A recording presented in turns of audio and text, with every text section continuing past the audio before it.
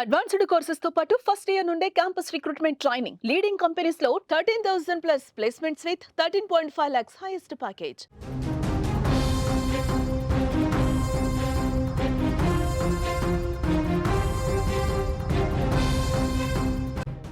Big breaking news చూస్తున్నాం. BRS MLC Kalvakuntla Kavitha మరోసారి సంచలన కామెంట్స్ చేశారు. బీఆర్ఎస్ పార్టీలో జరుగుతున్న పరిణామాలపై ఘాటు వ్యాఖ్యలు చేశారు ఆమె.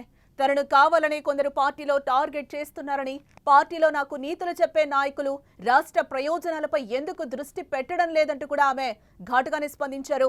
కేసీఆర్ కు నోటీసులు వచ్చినప్పుడు బీఆర్ఎస్ ఏం కార్యాచరణ చేపట్టింది అని ఆమె ప్రశ్నించడం కూడా జరిగింది. తను రాసిన లేఖ ఎలా లీక్ అయిందో అడిగితే కొందరు తన మీద సోషల్ మీడియాలో దాడి చేస్తున్నారని, పెయిడ్ ఆర్టిస్టులతో తనపై వ్యక్తిగత దూషణలకు దిగుతున్నారని, తాను ఏం తప్పు చేయలేదని చెప్పారు.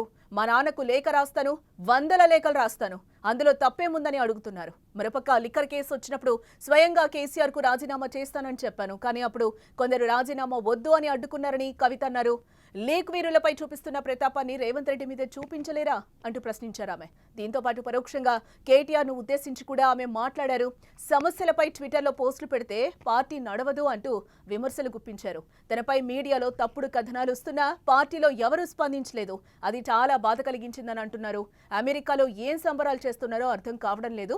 కేసీఆర్ కు నోటీసులు ఇచ్చినా ఇటువంటి పరిస్థితుల్లో అమెరికాలో సంబరాలు అవసరమా అని ఆమె నిలదీయడం జరిగింది. ఇటు మరోపక్క గతంలో జరిగిన కొన్ని కీలక పరిణామాలను కూడా కవిత ప్రస్తావించడం జరిగింది. తాను ఎంపీగా పోటీ చేసిన సమయంలో పార్టీలోనే కొందరు కుట్రపూరితంగా తనను ఓడించారని సంచలన ఆరోపణలు చేశారు. కేసీఆర్ నాయకత్వంపై తనకు పూర్తి నమ్మకం ఉందని కవిత స్పష్టం చేశారు. కేసీఆర్ మాత్రమే తనకు పార్టీ నాయకుడని, పార్టీలో మరో నాయకుడంటే సహించేది లేదని అన్నారు. బీఆర్ఎస్ ను బీజేపీలో కలపాలని కొంతమంది చూస్తున్నారని కూడా కవిత ఆరోపించడం జరిగింది.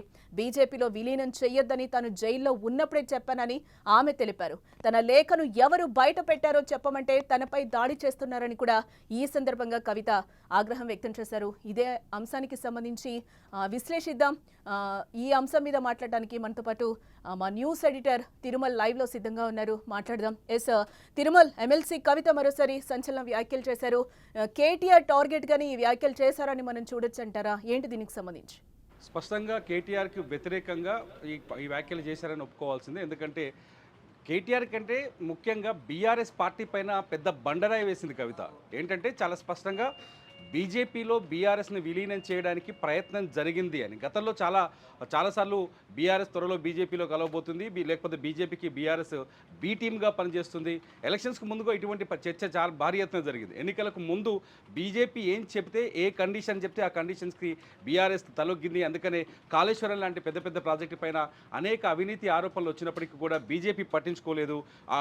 ఇటువంటి ఆరోపణలు అనేకం వచ్చాయి. ఈ అన్నింటికీ ఇప్పుడు నిజం చేస్తూ కవిత చేసిన వ్యాఖ్యలు వీటన్నింటినీ నిజం చేసినట్టయింది. ఎందుకంటే బీజేపీకి లొంగిపోయి బీఆర్ఎస్ పనిచేసింది అనే భావన వచ్చింది వాళ్ళ కవిత చేసిన వ్యాఖ్యలు. ఎందుకంటే చాలా స్పష్టంగా ఆమె చెప్పారు, నేను జైల్లో ఉన్నప్పుడు, కవిత జైల్లో ఉన్నప్పుడు బీఆర్ఎస్ని బీజేపీలో విలీనం చేయడానికి ప్రతిపాదన వచ్చింది. నా దగ్గరకు వచ్చినప్పుడు నేను ఆ ప్రతిపాదన వ్యతిరేకించాను.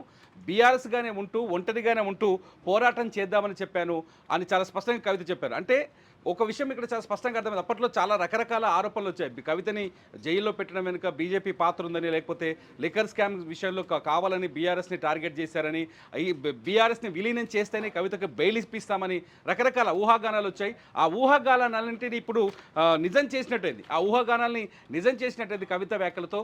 దీంతో ఒక్కసారిగా నిజంగానే చెప్పాలి అంటే బీఆర్ఎస్ పైన ఒక పెద్ద బండరాయిని లేపి ఎత్తేసింది కవిత. ఇక్కడ చాలా విషయాలు మాట్లాడుతూ వచ్చింది కవిత.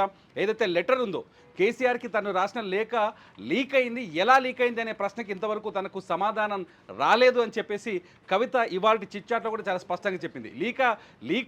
లేఖను లీక్ చేసిన లీక్ వీరులలో బయట పెట్టాలని చెప్పేసి కవిత డిమాండ్ చేస్తుంది. నిజానికి బీఆర్ఎస్ శ్రేణులు కావచ్చు, బీఆర్ఎస్ నుంచి అందుతున్న కొంత సమాచారం కావచ్చు, చాలా స్పష్టంగా చెప్తున్నారు, లేఖను లీక్ చేయడం వెనుక కూడా కవిత పాత్రే ఉంది అని మేము అనుమానిస్తున్నామని బీఆర్ఎస్ చెప్తుంది. విచిత్రమైన విషయం ఏంటంటే ఇక్కడ లేఖని లీక్ చేసింది ఎవరు అనేది ఇప్పుడు అతిపెద్ద ప్రశ్నగా మారుతుంది. కేసీఆర్కి అనేక లేఖలు రాశాను, 100 లేఖలు రాశాను. కేసీఆర్కి రాసిన లేఖలు ఆయన చదువుతారు, చదివిన తర్వాత వాటిని చించేస్తారని చెప్పేసి కవిత చెప్తూ వస్తుంది. కానీ ఇక్కడ కవిత ఈసారి ప్రశ్నిస్తుందంటే కేసీఆర్ లేఖను చింపలేదు, ఆ లేఖ బయటకు వచ్చింది అనేది కవిత ఆరోపణ. కానీ బీఆర్ఎస్ ఏం చెప్తుంది, అసలు లేఖ అనేది బయటకు వచ్చింది బీఆర్ఎస్ నుంచి కాదు అని చెప్తుంది. దీంతో లేఖ పైన కూడా ఒక వివాదం కొనసాగుతుందని చెప్పాలి. ఇకపోతే రెండో అతిపెద్ద ఆరోపణ ఏంటంటే పార్టీ పైన ఇక్కడ ఎంపీగా తాను పోటీ చేసినప్పుడు సొంత పార్టీ నేతలే తనను ఓడించారు అని. ఎవరు ఓడిస్తారు? సాధారణంగా ఎలక్షన్స్కు ముందు కేటీఆర్ పార్టీకి వర్కింగ్ ప్రెసిడెంట్గా ఉన్నారు. ఇవాళ కవిత కూడా చాలా స్పష్టంగా చెప్పింది, నేను ఎవరి నాయకత్వంలో పనిచేయను, కేవలం కేసీఆర్ నాయకత్వంలో పనిచేస్తాను, కేసీఆరే నా నాయకుడు అని చెప్పింది. అంటే కేటీఆర్ వర్కింగ్ ప్రెసిడెంట్గా ఉన్నా, లేకపోతే రేపు పొద్దున పార్టీ అధ్యక్ష బాధ్యతలు పూర్తి స్థాయిలో అప్పగించినా నేను కేటీఆర్ పరిధిలో పనిచేయడానికి సిద్ధంగా లేను అంటే తాను పూర్తి స్థాయిలో కవిత కేటీఆర్ని వ్యతిరేకిస్తుంది అనేది ఇక్కడ చాలా స్పష్టంగా అర్థమవుతుంది. అంటే నేను మాట్లాడితే కేసీఆర్తోనే మాట్లాడతాను, కేటీఆర్తో మాట్లాడాల్సిన అవసరం లేదని చాలా స్పష్టంగా కేటీఆర్కి నాకు మధ్య వివాదం ఉంది, కేటీఆర్కి అధ్యక్ష బాధ్యతలు కానీ పార్టీ బాధ్యతలు కానీ అప్పచెప్పడం నాకు ఇష్టం లేదు అని చాలా స్పష్టంగా కవిత తన విమర్శల్లో ఇలా చాలా స్పష్టంగా చెప్పింది. మూడో విషయం వచ్చేస్తే నన్ను పార్టీ నుంచి బయటకు పంపేస్తారా అంటే గత 2-3 రోజులుగా కవిత చుట్టూ చాలా అనేక వార్తలు తెరపైకి వస్తున్నాయి. ఫస్ట్ కేసీఆర్ దిగొచ్చారని, ఆమెతో రాయబారం నేర్పారని, ఇద్దరు కీలక నాయకులు దివాకర్ రావు అట్లాగే గండ్ర మోహన్ రావుని పంపించి బుజ్జగింపు చర్యలు చేపట్టారని ఒక చర్చ జరిగింది. దాని పేపర్లో ఆ వార్త వచ్చింది. ప్రధానంగా ఒక పత్రిక ఈ వార్త కవితకు సంబంధించిన వార్తని కంటిన్యూగా బ్యానర్ వేస్తుంది. కవిత కూడా ఆ వార్తని తన ట్విట్టర్లో ఫేక్ న్యూస్ అని, తప్పుడు న్యూస్ అని, ఇది జర్నలిజమా శాడిజమా అంటూ కొన్ని విమర్శలు చేస్తూ ట్వీట్ కూడా చేస్తున్నారు కవిత. అయితే ఈ వార్తల్ని నేనే ఖండిస్తున్నాను. పార్టీలో మీ కార్యకర్త పైన, మీ పార్టీకి సంబంధించిన ఎమ్మెల్సీ పైన ఇంత ఘాటైన విమర్శలు వస్తున్నప్పుడు పార్టీ నుంచి ఒక్క నాయకుడు కూడా ఎందుకు స్పందించట్లేదు అని ప్రశ్నిస్తుంది కవిత.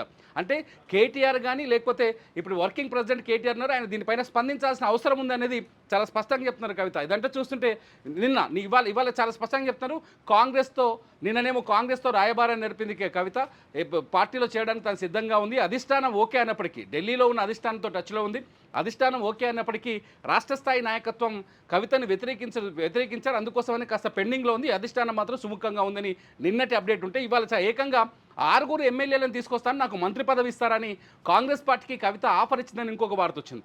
ఇవన్నీ చూస్తుంటే ఈ వార్తలపైన గతంలో బీఆర్ఎస్ బీజేపీలో విలీనమవుతుందని పత్రికలు కానీ కొన్ని డిజిటల్ మీడియా సంస్థలు ఛానల్స్ కానీ కొన్ని ఎనాలిసిస్ కొంత వార్తల్ని బయటికి తీసుకొచ్చినప్పటికీ ఆ సమయంలో పూర్తి స్థాయిలో పార్టీ అడ్డుపడింది, ఖండించింది. కానీ ఇప్పుడు కవిత పైన ఇటువంటి ఆరోపణలు వచ్చినప్పుడు పార్టీ స్పందించట్లేదు ఎందుకు అనేది కవిత చేస్తున్న ప్రధానమైన ఆరోపణ. అంటే కావాలని నన్ను పార్టీకి దూరం చేస్తున్నారు, కుటుంబం నుంచి నన్ను దూరం చేస్తున్నారు, పార్టీలో నన్ను తొక్కి పడేస్తున్నారని చాలా స్పష్టంగా చెప్తున్నారు కవిత. తొక్కేది ఎవరో కాదు, ఖచ్చితంగా కేటీఆర్ తొక్కుతున్నాడు అనే విషయాన్ని కూడా అర్థమయ్యేటట్టు చెప్తున్నారు ఆమె. ఎందుకంటే నేను ఎవరి నాయకత్వంలో పనిచేయను, కేవలం కేసీఆర్ నాయకత్వంలో పనిచేస్తానని చెప్పడం వెనక అర్థం ఏంటి? కేటీఆర్ నన్ను అణచివేసేందుకు ప్రయత్నిస్తానని చెప్పి, అందుకనే పెయిడ్ ఆర్టిస్టులను పెట్టి నా పైన అంటే లేక ఎవరు లీక్ చేశారు బయట పెట్టండి రా నాయన అంటే పెయిడ్ ఆర్టిస్టులతో డిజిటల్ మీడియా ఛానల్స్తో సొంత యూట్యూబ్ ఛానల్స్తో నా పైన దాడులు చేయిస్తున్నారు, ఇది ఉద్దేశపూర్వకంగా కేటీఆర్ అండ్ టీం చేయిస్తున్నారని ప్రజలకు అర్థమయ్యేటట్టు ఆమె ఇవాళ తన భావనను వ్యక్తం చేశారు. ఇంకో పాయింట్కి వచ్చేస్తే చాలా స్పష్టంగా కేసీఆర్కి నోటీసులు ఇస్తే మీరు ఏం చేస్తున్నారు, అమెరికాలో పోయి పండగ చేసుకుంటున్నారా అని చాలా స్పష్టంగా విమర్శిస్తున్నారు కవిత. అమెరికాలో ఇప్పుడు డలాస్లో బీఆర్ఎస్ ఉత్సవాలు జరుగుతున్నాయి, దీనికి కేటీఆర్ అటెండ్ అవుతున్నారు. జూన్ 1వ తారీఖు నాడు ఈ ఉత్సవాలు జరుగుతున్నాయి డలాస్కి కేటీఆర్ బయలుదేరి వెళ్తున్నారు. కానీ కేసీఆర్కి ప్రభుత్వం నోటీసులు ఇచ్చింది, కాళేశ్వరం కమిషన్ నోటీసులు ఇచ్చింది. జూన్ 5వ తేదీన కేసీఆర్ ఖచ్చితంగా ఈ విచారణకు హాజరు కావాల్సి ఉంటుంది. కేసీఆర్తో పాటు హరీష్ రావుకి ఇచ్చారు, అట్లాగే ఈటల రాజేందర్ ఆ సమయంలో ఉన్న తెలంగాణ ఆర్థిక శాఖ మంత్రిగా ఉన్నారు, ఈటల రాజేందర్ కూడా నోటీస్ ఇచ్చారు. అయితే కేసీఆర్ ఈ విచారణకు హాజరు కావాలని నిర్ణయించుకున్నారు, ఆల్రెడీ ప్రకటన కూడా బయటకు వచ్చింది దాదాపు. ఎందుకంటే విచారణకు హాజరవుతాను, ఏం జరగలేదు, హాజరవడం వల్ల ఒక భావన ప్రజల్లోకి ఒక పాజిటివ్ ఒపీనియన్ తీసుకెళ్ళొచ్చు పార్టీ తరఫునని కేసీఆర్ నిర్ణయించుకున్నారు. అయితే కేసీఆర్కే నోటీసులు ఇస్తే మీరు నోరు మూసుకొని కూర్చుంటారా? పార్టీ వర్కింగ్ ప్రెసిడెంట్ ఏం చేస్తున్నారు, పార్టీ శ్రేణులు ఏం చేస్తున్నాయి, చిన్న విమర్శ వస్తే ఎదురుదాడి చేయాలి, వాళ్ళు ఆ విమర్శలను తిప్పికొట్టాలి. కానీ నోటీసులు ఇస్తే కూడా సైలెంట్గా ఎందుకుంటున్నారు అంటే కేసీఆర్ని మీరు ముంచే ప్రయత్నం చేస్తున్నారా అనే కోణంలో ఆమె ఇవాళ అంటే కేసీఆర్ రాజకీయ వారసులని నేనుంటే పార్టీని బలంగా ముందుకు తీసుకుపోగలను, నేనుంటే పార్టీ నాయకత్వానికి అనుకూలంగా పనిచేస్తాను, కేసీఆర్ నాయకత్వం పట్ల నాకు పూర్తి విశ్వాసం ఉంది, కానీ మిగతా వాళ్ళకి పదవులే ఇష్టం. ఇంకొక మాట కూడా చెప్పింది చాలా స్పష్టంగా కవిత, నేనే పదవి ఆశించలేదు, అడగలేదు అన్నారు కవిత. అంటే పదవులపైన నాకు ఆశ లేదు అంటూనే నేను అత్యున్నత స్థాయి, పార్టీలో ఉన్న అత్యున్నత స్థాయి పదవి కోసం ఎదురు చూస్తున్నారనే భావనని వ్యక్తం చేశారు. చాలా స్పష్టంగా మొదటి నుంచి కవిత చెప్తున్నారు, పార్టీలో అట్లాగే రేపు పొద్దున ప్రభుత్వం అధికారులు పార్టీ అధికారంలోకి వస్తే ప్రభుత్వంలో నా పొజిషన్ ఏంటో చెప్పాలి అని కేసీఆర్కి మొదటి నుంచి తమ డిమాండ్లు వినిపిస్తున్నట్టుగా తెలుస్తోంది. కవిత పార్టీలో సముచిత స్థానం కావాలని కోరుతున్నట్టుగా తెలుస్తుంది. అందుకనే పార్టీకి సంబంధం లేకుండా ఇవాళ ఇంకో మాట కూడా చెప్పారు. తెలంగాణ జాగృతి సంస్థ రాష్ట్ర వ్యాప్తంగా పర్యటనలు చేయడం కానీ తెలంగాణ జాగృతి రాష్ట్ర వ్యాప్తంగా చేస్తున్న కార్యక్రమాలను కానీ అడిగే హక్కు మీకుందా అనే యాంగిల్లో కూడా మాట్లాడారు కవిత. అంటే జాగృతి సంస్థ తెలంగాణ ఉద్యమానికి ముందే పుట్టింది. తెలంగాణ ఉద్యమాన్ని బలోపేతం చేయడం కానీ బీఆర్ఎస్ పార్టీని అప్పటి టీఆర్ఎస్ పార్టీని బలోపేతం చేయడం కానీ జాగృతి చాలా స్పష్టంగా చాలా బలంగా పనిచేసింది. కాబట్టి జాగృతిని ఇప్పుడు ప్రజల్లోకి వెళ్ళే హక్కు జాగృతికి ఉందని చెప్పారు. ఈ మధ్యనే కవిత చాలా స్పష్టంగా కన్వీనర్లను కూడా జాగృతిలో సభ్యులను కూడా జాగృతిలో కూడా ఒక పాలక మండలిని కూడా నిర్మించారు. కొందరు కన్వీనర్లను కూడా ఏర్పాటు చేశారు. సో కవిత చాలా స్పష్టంగా ఉన్నారు. బీఆర్ఎస్ పార్టీలో కేటీఆర్ నాయకత్వాన్ని నేను సమర్థించరు. సింపుల్గా బాటం లైన్ చెప్పాలంటే నాకు కేటీఆర్ నాయకత్వం అక్కర్లేదు. నేను కేటీఆర్ నాయకత్వంలో పనిచేయను. పార్టీలో నాకు నేనే నాయకురాలుగా ఉంటాను. నాకు అవకాశం ఇవ్వండి అని చెప్తాను. తిరుమల్ ఒకటి ఇక్కడ ఏంటంటే కేసీఆరే నాకు నాయకుడు అని చెప్పి కూడా ఆవిడ క్లియర్ గా చెప్పింది.